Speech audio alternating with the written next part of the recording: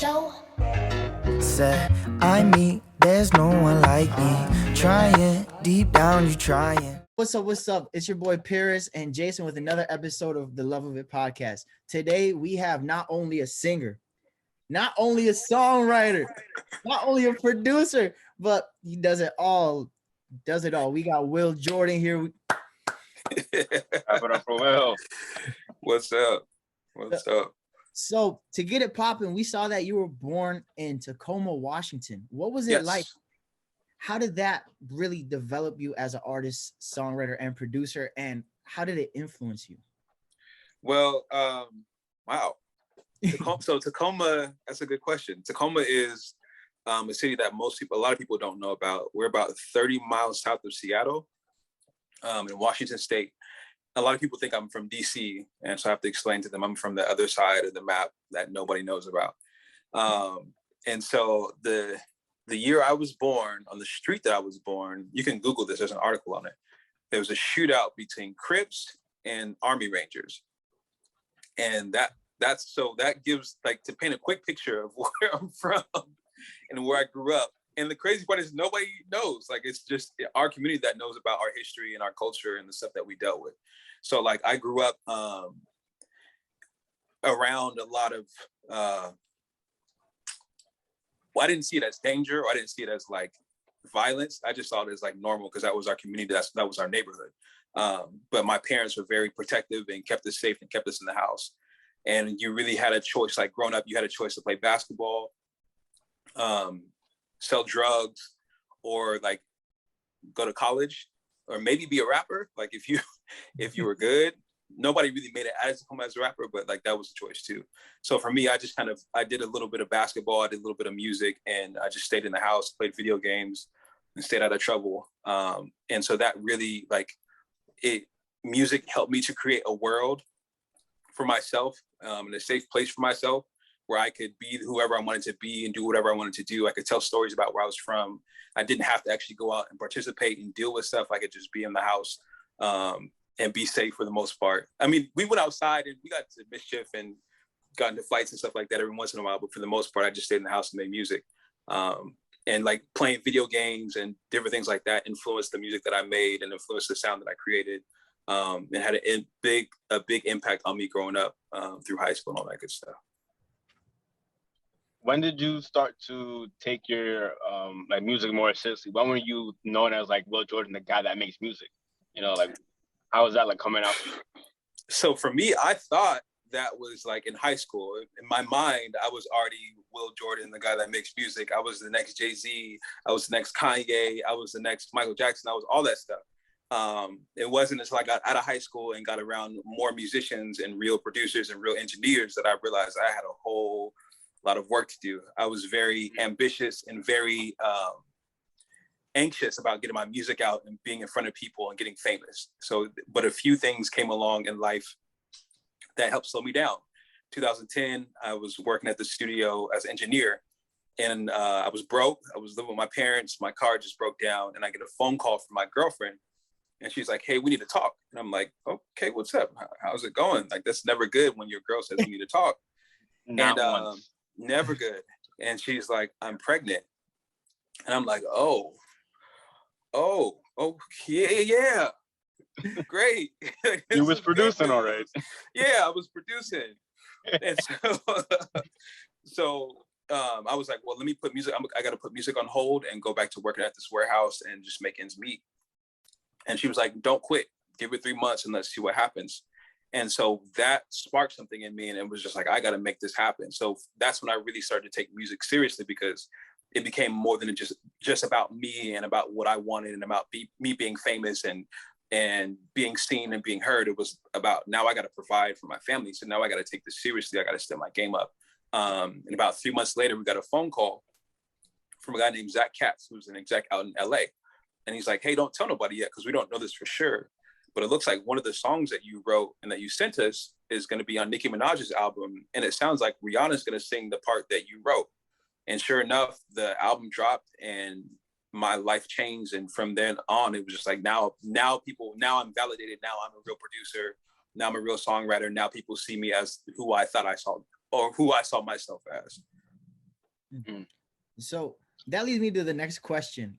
How important would you say that having that validation is by another peer that's in music? Mm. Because you hear so many people say, "Oh, I'm an artist," but you look at their resume and you're like, "Well, this and that." How do you feel like that has helped you and aided you? And how do you feel about other artists that don't have that kind of repertoire? These are really good questions. Wow. On the spot too. You I just think, started, man. yeah, I think for me, it was so there's two sides to it. Cause one side is like, okay, we did it, like we made it. Um, but it's a lot like I'm gonna use a lot of basketball analogies, but it's a lot like basketball. Like you get drafted to the league, yeah, you did it, you made it. But now you gotta go to like camp, and then you gotta start the season, and you gotta win games, and then you gotta win championships. So now that you're in the NBA, there's a responsibility that comes with that. And if you're ready for it, you'll be great. But if you're not, you will find out real quick that this is not for you. So getting that validation and getting signed and like going into these sessions, they threw me in the studio with another artist and said, all right, write a song for her. And she has to like the song and we have to like the song. And they left. And it's like, oh, wait a second. I gotta make something happen. Like the game has started, and now it's not just about me like getting props and having clout. Now it's about I gotta actually produce something. So they threw me in the fire, and I got burned a lot. It was tough, but I learned and grew from that. So it wasn't necessarily about getting the validation that made me an artist. It was more about like giving me a chance to prove myself to myself and begin the process of validation for myself. And then when it comes to other artists that don't have it, the advice I give to a lot of people is like, whether you're a rapper or a producer or a singer or engineer or whatever you do, if you want to be in the music business, find a way to get a gig or find opportunities to write songs for other people. Because when you have to put music out there and give it to someone else and get their approval and their feedback on it, you're going to have a different experience than if you're just making it yourself. You can make a song in your sleep and wake up and write it and feel like it's a hit and just put it on DistroKid or TuneCore and release it, and it's out. And you're like, yeah, I made it. I'm the one. But nobody's checking that song and saying this hook is not strong enough. This doesn't have a bridge. This song is too long, or this song is too short. So like, there's extra steps that you go through when you work with other people and submit your work to other people and place records with other people. So I think that if you don't have that validation, that's a good way of getting something that's close to that same kind of validation. And then it opens the doors for you to have those opportunities to like place big records with big artists and sign deals and make money and do things like that. So I think there's two sides to it. So when you started doing doing the work like professionally and like in the business, and you had to make this like sudden adjustment to like the way you used to do music back in like your hobby days and now in your professional days, like what's like one of the difference that you noticed in like the way you work now? Oh my goodness, everything is different. I went through like different stages of it. The first stage was like, okay, this is me, I'm myself, I'm doing what I like to do. No, excuse me. The first stage was we sent a record to a guy named Tommy Roto. Tommy said, I like the song, send me more. So we started trying to make what we thought he would like. And at that time, this was when like pop music was really, really like on top. So like Jason Derulo and Tao Cruz and Flo Rida and Katy Perry, all that stuff was like at the top of the charts. So I started trying to make that kind of stuff, even though that was not the music I understood or knew how to do. So they had to tell me like, okay, you got to be yourself, do what you do, and then send that to us and we'll give you feedback on that. I learned how to be myself and polish who I was up and give that to them. Then they offered me an artist deal, which meant that now I'm not writing records for other people. And now I got to write records for me and about my own experience. And then when it was time to do that, then they wanted me to be a star. So now I got to write big records that are bigger than me and that are giant versions of who I am. And it doesn't feel real. It doesn't feel authentic. So I got pulled into that world and I got so far into it and actually so good at it that I was writing great records, but they didn't resonate with me and they didn't resonate with other people either. So then I had to get out of that stage and learn how to turn all that stuff off and use all the skills and all the practice I put in, all the time I put in, all the critiques I gotten, and apply those to who I really was and what I really loved about music and to the music I really wanted to make. So I think that when you're making music, one of the best places you can get to is the point where you've done all the practice, you've done all the work, and you can do it effortlessly. And now you just apply the discipline that you've developed over the years to who you really are, and polish up who you really are, and present who you really are on a high level. So those are the different phases that I went through, going from just being someone that does it as a hobby to someone that does it professionally.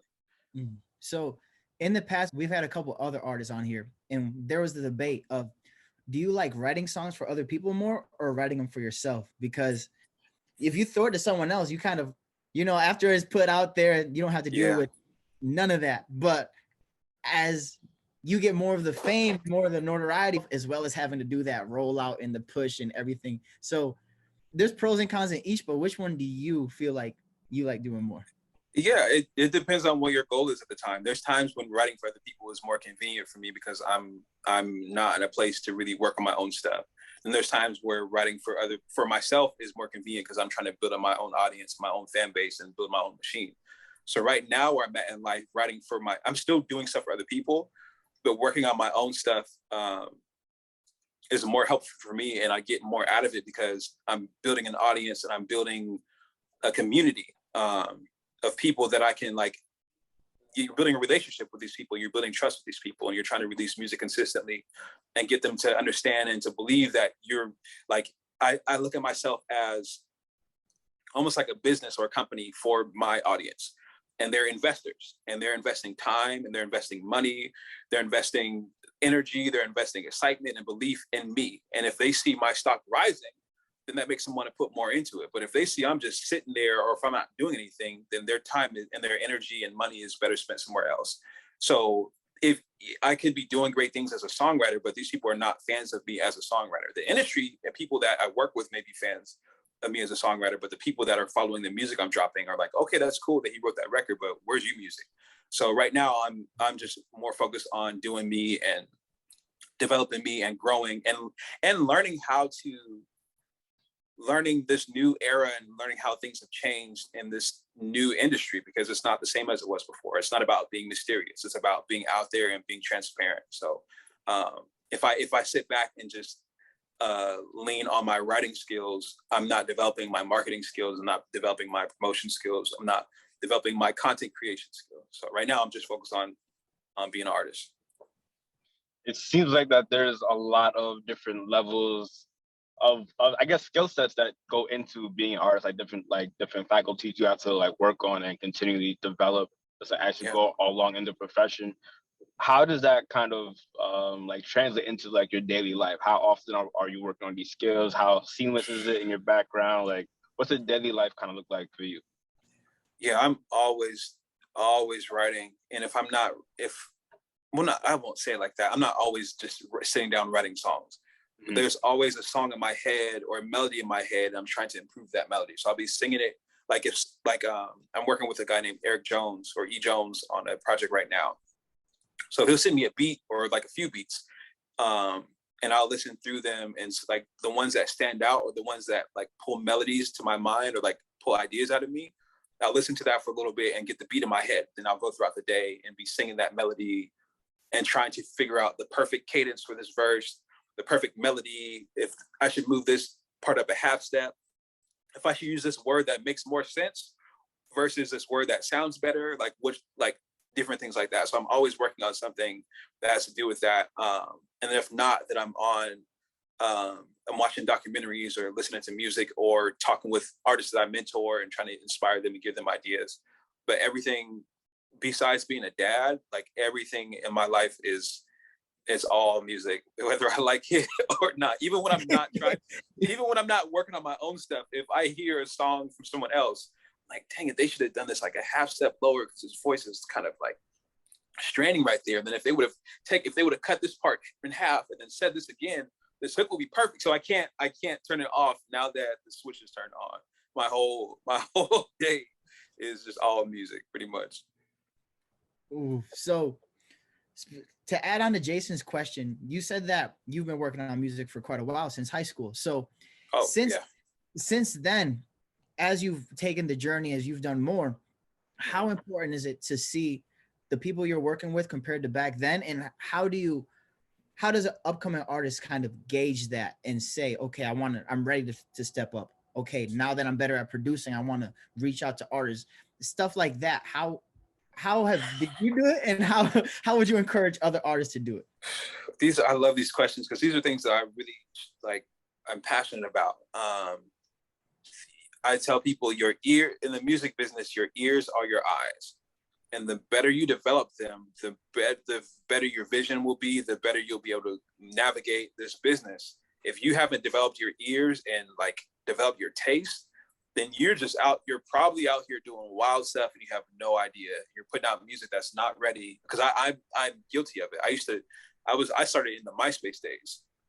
So I'll finish a song halfway and put it on there like my new hit single. And think it was the greatest song of all time.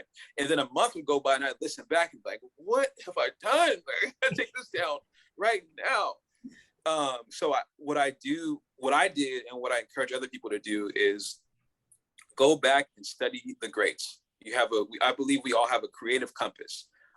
These are all things I've made up, so I don't know if someone else has already said this stuff. And it might sound strange, but I believe that we all have a creative compass. And the more you listen to the people that came before you, and not only listen to them and like them, but appreciate what they're doing, whether you like it or not. I think the stronger your own ability to not only like appreciate music, but critique music, the stronger that will get. For example, if I'm talking to like a 19-year-old rapper right now and I say, who's your favorite rapper? And they say, my favorite rapper is Lil Baby, or my favorite rapper is Drake, or my favorite rapper is King Von. Then I'll ask them, okay, now you need to figure out who their favorite rapper was and go back and listen to that and study that. And again, not necessarily until you like it, because you might not like it, but you need to be able to appreciate what they're doing and appreciate how well they do it and why people like it and why it worked. And one good way of doing that is like watching documentaries, reading books about people, listening to interviews to understand where they were when they made certain records and where their mindset was at and why they were able to do what they did and why it was significant to that time or that era.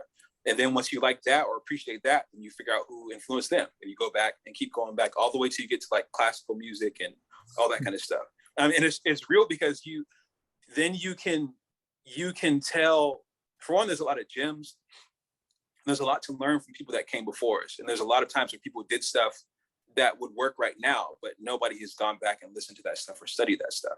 But also it helps you to gain a really, really, really important skill, which to me, I think separates like maybe the hobbyists from the pros or from the people that like really get it. And that's being able to tell the difference between what you like and what's good. A lot of people get those two things mixed up. So when a song comes out, they're like, this song is not good, because they don't like it. They don't know it's a great record. They just can appreciate it. And then some people are like, this song is amazing, because they like it, but the song is not quite there yet. So like studying the greats and studying the people that came before you will help you to tell the difference so that you can appreciate a song that you don't like, and you can understand why people do not like a song that you like. So it's just those are instincts that I think everyone should have and develop, and they come from fine-tuning your creative compass. These are great questions, by the way. This is fun. Hey, that's good. Thank you, Yeah. man. Yeah. Coming live from the heart, you feel me? Yeah. I remember I was watching what you said about like heralding like the greats and like getting into like the roots of the artists that your favorites like reminded me of the Jim Carrey documentary that I watched, because the way that he goes about his acting and his method acting is that he basically like embodies the people and the roles that he has to play and the people who came before it, to the extent that he feels like he is almost like possessed by these like actors in a way where, you feel me, like these things We're channeling them. Yeah. Channeling them. There we go. That's the word. And I feel like to a certain extent, it's like when you do the thing that you were describing, it's like you don't just channel like the artist, but you channel aspects of basically like musical greatness from each of like the different generations, and you see like how sound like evolves and changes over time. And when you were talking, really just like clicked and it made sense to me. So and it's free to do that. 100%. Like you just gotta study. It's like literally like schooling yourself in music. Yeah. Oh, how how often do you find yourself in conversation with people that who want to like make it in the industry, but you feel like don't have a lot of well, scratch. Let me re-ask the question. How do you feel going into the industry without having prior history impacts like new artists? Because there's a lot of people out there who want to like go into the industry, but they're not really like musically like inclined. They just are only really surrounded by like the current sounds and whatever they have like immediate access to. Because music is not really delving into the past as much as it is, as it used to be. Yeah, I mean, it's about what you want out of it. What is your final destination? Are you looking? That's what I asked them. It's like if you were asking me directions on how to get to, like, what's a good restaurant out there that you guys go to? A good restaurant? Yeah. Ooh, I like Pizza out in DC. Okay. So if I'm asking you how to get to a food place, and you don't know what kind of food I like, you can only give me directions so far. But if I tell you, hey, how do I get to that pizza place that you were talking about? Then you can give me very clear directions on how to get there, make a left here, go right there. Now, if you want burgers, you might be able to do this. If you want wings, you might be able to go do this. If you want like pizza, you might be, but if I don't tell you what I'm looking for, you can't really help me out as much. So when I ask artists, like, if you could snap your fingers and trade places with any artist in the industry right now, where all their music belongs to you, all their fans belong to you, if they're performing on tour right now, you're on tour instead of them, their graphics, their cover art, all that stuff is yours. Their team is yours. Who would you replace? And when they tell me that helps me to understand, okay, this is the level of work you're going to have to put in. If you want to be the next Ariana Grande, you cannot sing right now. So you got to go back and do these scales. You got to learn how to play an instrument. You got to either learn piano or guitar. And I'll tell them, I will never say something's impossible because I know where I came from. And I know what my music used to sound like. I know what my voice used to sound like. I know who I was as a person when I started. So I know people say, if I can do it, you can do it. Like when I say that, I really, really, really, really, really mean that, because I came from, like, a lot of people start off like, they're not great at music. They're like decent and they just get better. Some people start off and they're gifted and it's just like easy and it's magic. For me, I was like on the far end of the spectrum where I was not only not decent, I was bad at music, where I had a gift for like hearing, and I had a gift for like the musicianship side of music, where I could play piano and play drums. But my singing voice, my speaking voice, my rapping voice, it was not where it needs to be. So I had to work very, very, very, very, very, very, very hard just to get decent. And then put in even more work and work twice, 3 times as hard just to get a little bit better than decent. So when I meet people that are coming from further back or coming from a place where they don't have experience, I'll just tell them, like, this is, if you're trying to get here, this is 10, you're at about a 3.5. But if you will do this and get these little small victories and these small wins every single day, you can get to this point where you're at a 7, 7.5 and really decide if you want to go all the way to 10. But I honestly, sincerely believe that it's possible. To reach those goals for anybody. And that's one of the things I specialize in is artist development, because I had to develop myself in a lot of ways. And I see that that's something we're missing in the industry. And I would love to have a company that takes artists on that are new to labels, that may have a hit record or a buzz record and don't know what to do next, and teach them how to do what they did on accident, but how to do it with intention. Okay, you just made a hit record, but you don't know why it's a hit. You think your other songs are just as good and you can't tell the difference between this and that. So this is why this is good. This is what you did well here. This is what you did well here. And this is how you do it again. You got to have a dope concept, a dope pocket, dope melody, dope cadence, all that good stuff. Once you do that and the beat's right, you'll be fine. So that's yeah, I believe anything is possible no matter where you're starting. If you started with a family that's in the label, in the music business, or people that have never heard music before in their life, I think anybody has a chance. How much of it? I can do two questions at the same time. Okay. All right. Well, mine's real short. How much of it do you think is impacted by like a person's luck? Because you did spend a lot of time going over like the technical aspect of like what makes a song great and how people can improve. But at the end of the day, I personally believe that there is a level of like luck and like going viral. How much of that do you think plays into it? My homegirl Kaisha just reminded me. She said, "Luck is when preparation meets opportunity." That's Um, my that's favorite good. quote, by the way. That is yeah. literally like That's I'm speaking from experience. So wait, so your question was it how much of it is luck, or what was, give me the question one more time, or how how I want much to answer it right. how much of a part do you think luck plays into Okay. just the industry, like getting famous, going viral, into the Yeah, I think it luck is like sorry, I'm a preacher's kid, and my dad uses a lot of metaphors. So I speak with like metaphors and analogies, so I can't help it. That's just the easier way for me to illustrate stuff. Okay, so I think of luck. Think of a luck. Okay, think of your music and your audience and the stuff that you want to, your career, as like kindling or like coals or like wood for a fire. Luck is like a match. And the more you've built up the other stuff and the more you've built up the infrastructure, the more you've practiced, the more you've built yourself up as an artist and your team and your community, when that match finally strikes, the fuel will burn, the fire will burn longer. If you haven't been doing anything to get ready and you just like, you made a record in the basement with your friends and it just went off, then as quick as that fire blows up, that's as quick as it's going to go away.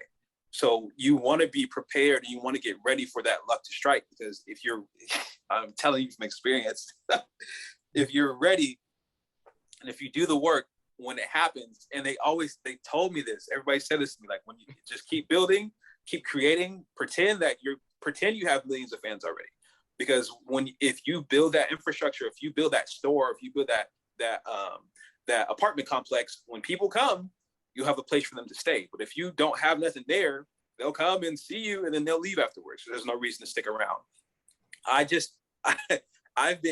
The thing I had to work on, I recently learned that the number one method of marketing is, or someone told me that their number one method of marketing is through marketing through consistent content and just putting stuff out regularly. And it blew my mind because I was like, dang, it's free to do that. It's just on me to do that. I can't wait for a videographer to edit my stuff for me. I can't wait for a photographer to want to come around and shoot pictures of me every day.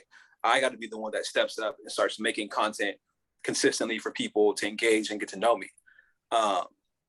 And for me, the spot I was in, it was tricky because I have a certain level of success on one end, but then on the other end, it was kind of thin.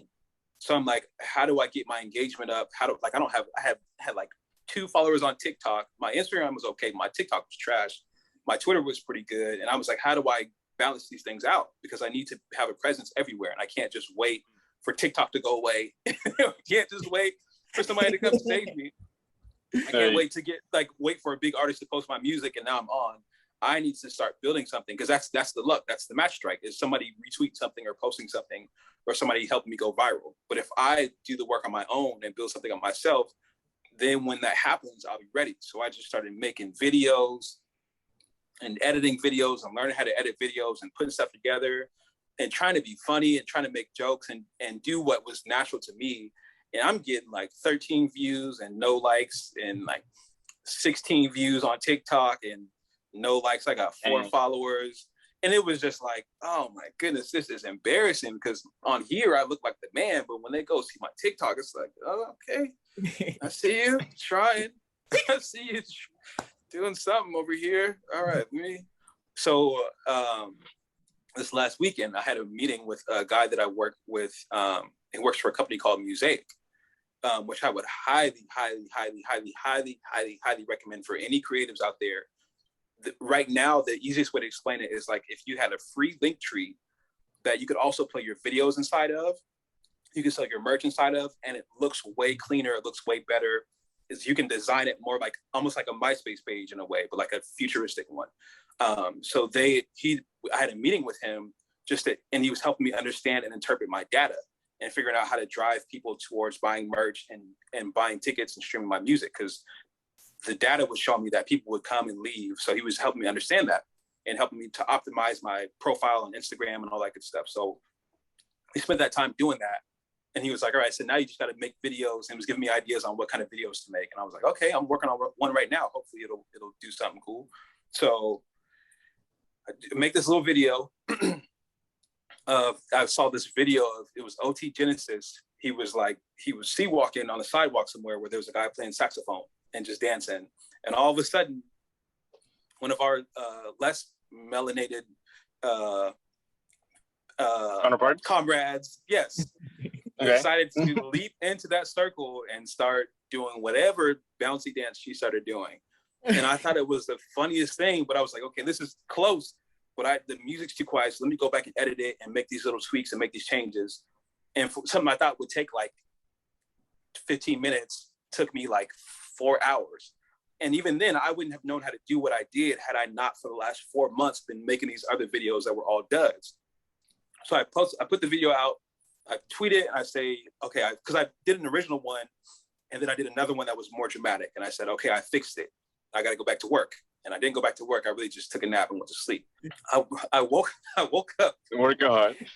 I woke up and my phone was like, I went to my mentions on Twitter and it had like a little bar where it said show more. And I was like, why does it say show more? Like, what, somebody famous retweeted? So I start scrolling back to try to see who retweeted my tweet.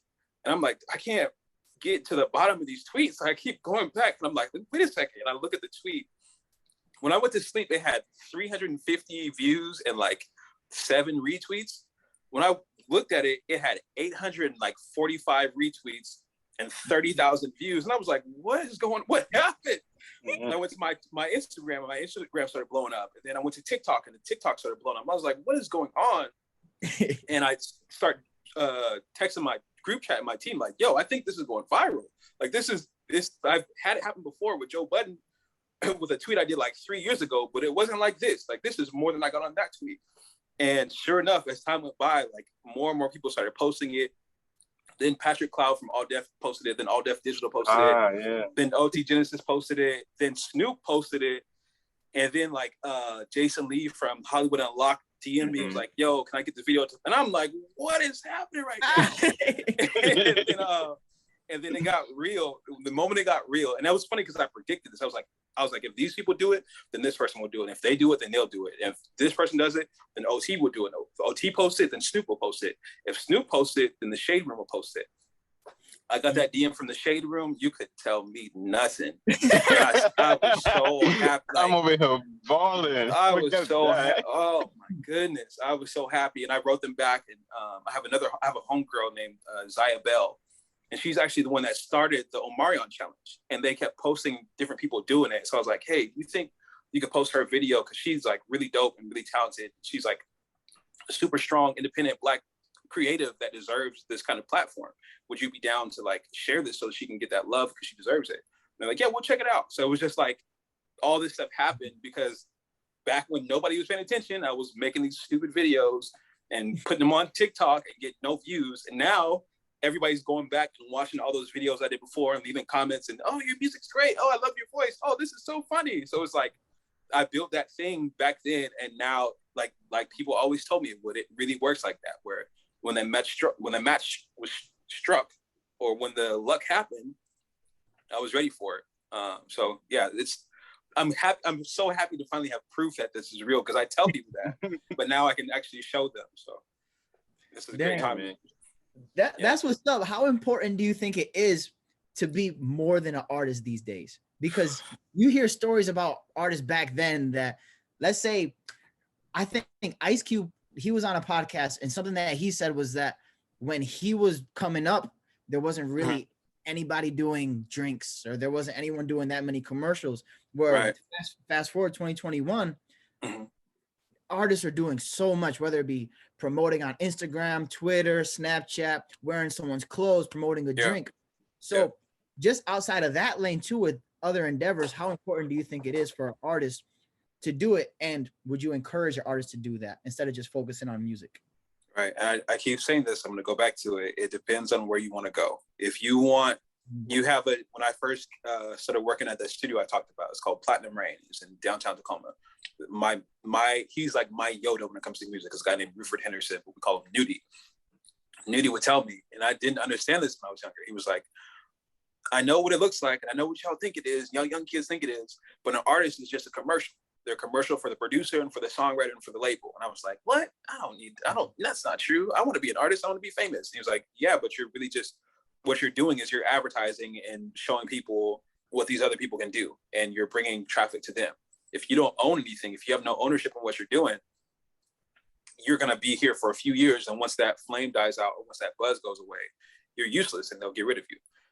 And it's in a lot of ways, that's really true. Like if you're not writing your own records, if you don't have a company, if you're not selling merch, if you're not touring, if you don't have some kind of stake in something that gives you a solid income, then when it's all said and done, you won't have anything to show for it. So I think it's important to, as an artist, figure out, first do the life stuff and do the internal stuff and figure out who you are, figure out what your mission is, what you believe in, and share that and put that into your music and put that into your brand and use your community or use what you do to like bring that to people and share that with people.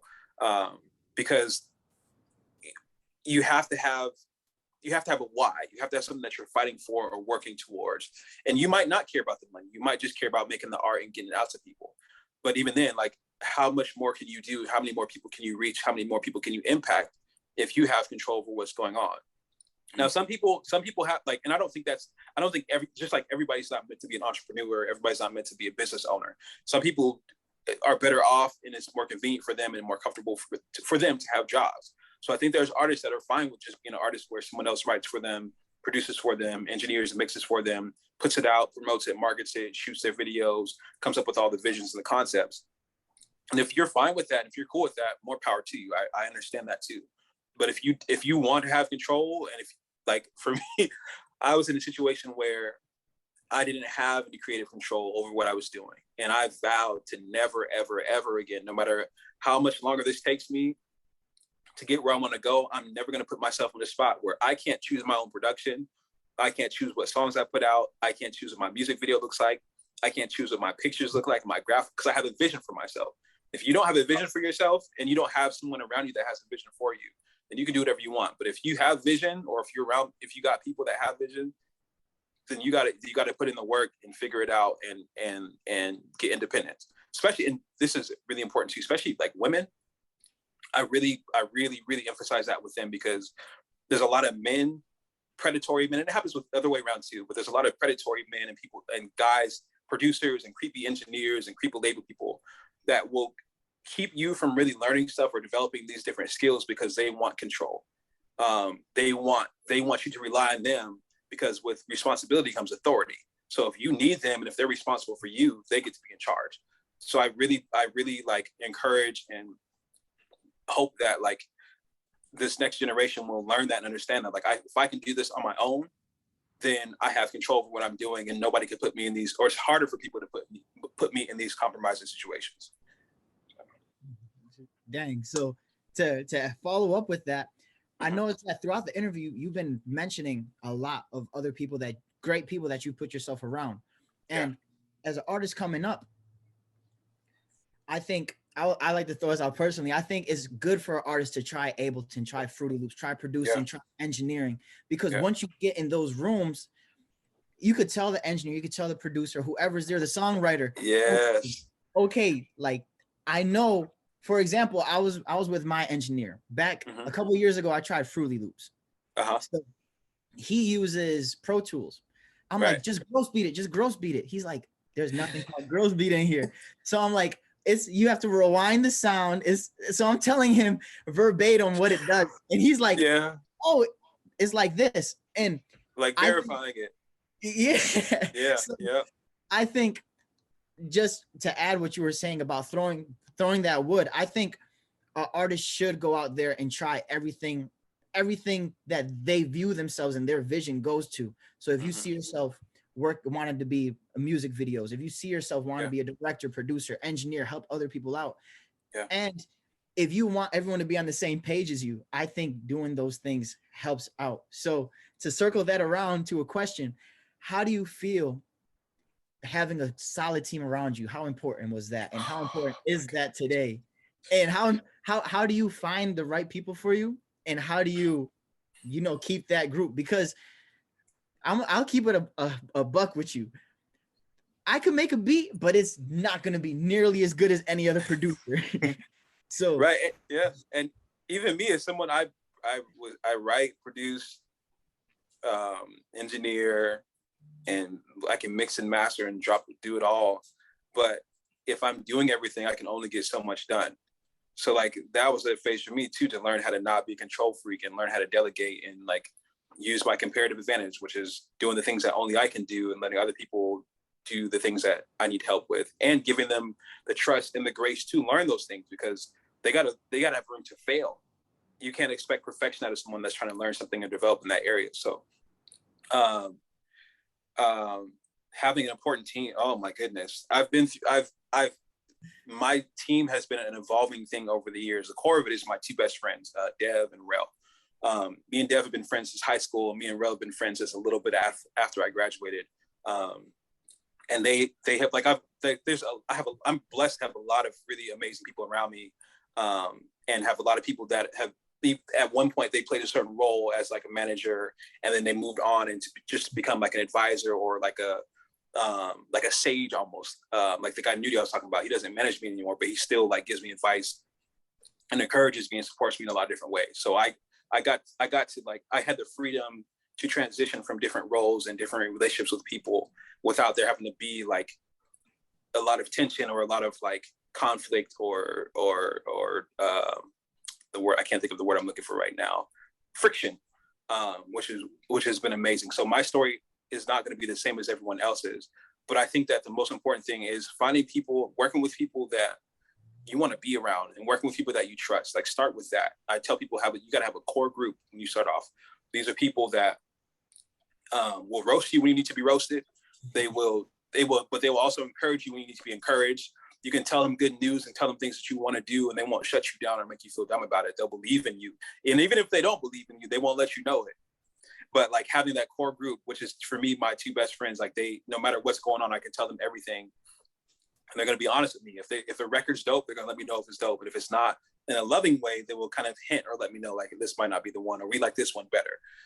So just be around people that are going to be gentle with you. And my family, there's a group chat with 17 people. But yeah, having a strong team is so important. And it's a blessing. What I found is that sometimes there's two sides to it, where there's people that, if you're looking for a manager or looking for someone to like kind of help you with your career or facilitate things, they're either going to be on the side where they have success and connections and relationships and resources and like money and stuff, but they don't have time to really focus on you, or they don't really care about your dreams and your vision because you don't have any leverage. Then on the other end, you have people that have no money, no relationships, no contacts, no plugs, and like that, but they have all the time in the world, and they believe in you, and therefore whatever you're for, and they believe in your vision 100%. And so I think at different points in your career, those things can be valuable. I spent time with people that were on this side where they were the plug, and they had all the contacts, but they didn't care about me. So it pushed me to learn how to do certain things, and I learned certain things from them. And there's people that were with me all the time, every step of the way, but we couldn't get over those certain walls and get through those certain doors because we didn't have the relationships.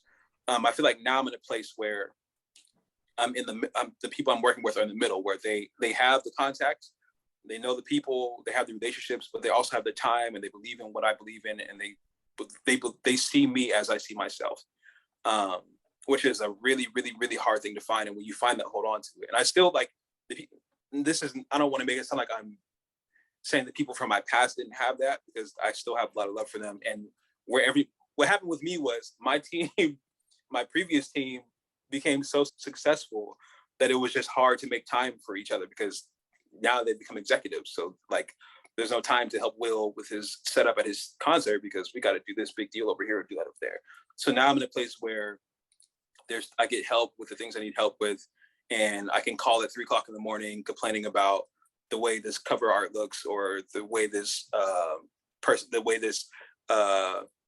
person is writing me about this thing they want me to do, or different things like that. And they have time for that. And that means the world to me. So, yeah. So, yeah, shout out to my manager, Dre. Yeah, hey. He's been holding it down. You guys talk to him. Yeah. You guys talk to him. Yeah. So, anything that you have coming out that they should be looking out for, or anything that came out recently? We know you had a single coming out or came out recently. Yeah. Plug yourself. So I'm so excited to say it. I'm cutting you off. So I just dropped a new song called Slip and Fall maybe a month ago. So it's still pretty new. I'm still pushing that, and I'm still excited about that. I really love that song. I've gotten a lot of feedback. It was cool because I finally hit a stride that I've been trying to hit, and made a certain kind of record that I've been chasing for a long time, where it takes you somewhere, and it has a very it's a very visual song where you turn it on and people go exactly where I wanted them to go. It's a very end of summer, early fall, just relaxing and enjoying the approaching cuffing season, and embracing whoever's in your phone, whatever your team is looking like, you're just happy and spending time with them, and everything is good. And while I'm promoting that, I'm also touring to support that record. So we're doing shows along the West Coast. I'm trying to get some East Coast shows too, if you all know where I should go. And then I'm also working on a follow-up project to the last EP I did called Be Good. I don't know what we're going to call the next one. We haven't settled on that yet, but I'm working on that with the producer E. Jones. We're working on records. We're really excited about that. I don't know if you've gotten a chance to hear the first one, but we've built a little cult following around that project, and so I'm so happy to be talking about the next one. And I'm going to get bombarded from people about what we're going to be doing for the next project, because we built there's a whole storyline around it, and the storyline is going to keep going into the next videos and the next graphics and stuff. So I'm really, really excited about that. Hopefully by the end of this year or top of next year, we'll have that finished. So, and so I would please go listen to Slip and Fall. 100%. Go listen to Be Good. Yeah, go listen to Be Good. Be Good is the quintess, for any artist or anybody that's on the grind, that's just going through stuff and trying to stay motivated and trying to stay encouraged and trying to, feels like they might be crazy, but they're trying to convince themselves that they're not. That project is a project to help you understand that everybody's going through it, no matter what level you're at. We all have these similar struggles, whether it's relationship stuff, whether it's career stuff, any of that good stuff. So Be Good and Slip and Fall, go check those out. And follow me on TikTok at Will Jordan Music. I got followers now, so I'm not embarrassed. So if someone's trying to find you online, where should they find you? What's your at? I'm on the Shade Room right now. I'm on Snoop Dogg's page right now. You know what I'm saying? LeBron James commented on Snoop's video. So me and LeBron pretty much know each other. Yeah. Exactly. I call him Bron. No, but you can find me at Will Jordan Music on Twitter, Instagram. I don't do a lot on Snapchat, but I'm on there as well. And TikTok is all Will Jordan Music. And then my website is willjordanmusic.com. And I got these hoodies that feel like clouds mixed with marshmallows. And I'm selling them on my website. Or if you go to any of my socials and follow the link in the bio, I call them cloud hoodies. I would highly, highly, highly encourage, if you want to sing like me or write like me or rap like me or produce like me or have records with Nicki Minaj and Rihanna on the same song, get a cloud hoodie. Yep, the song's called Fly. If you have a cloud hoodie, it'll help you fly. So that's that. Love it. You're tuning in to the Love of It podcast with Will Jordan, coming at you live from the heart.